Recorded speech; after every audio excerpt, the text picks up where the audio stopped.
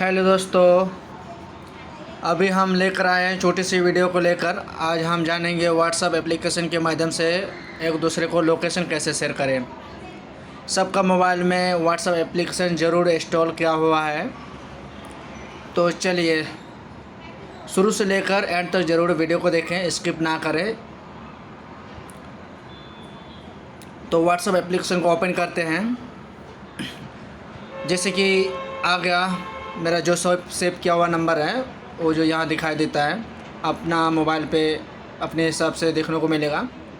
तो अपना दोस्त को हम शेयर करने वाले हैं, तो टैप करें। जहाँ जहाँ मैं टैप कर रहा हूँ उसी हिसाब से आप भी टैप करोगे।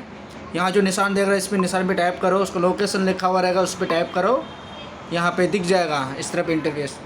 तो सेंड यू करंट लोकेशन पे क्लिक किए तो पहुँच गया उनके पास जिसके पास आप भेजने चाह रहे हो। बस इसी तरह लोकेशन शेयर किया जाता है। वीडियो को अच्छा लगे तो सब्सक्राइब करें, लाइक करें, कमेंट करें। चलिए, धन्यवाद।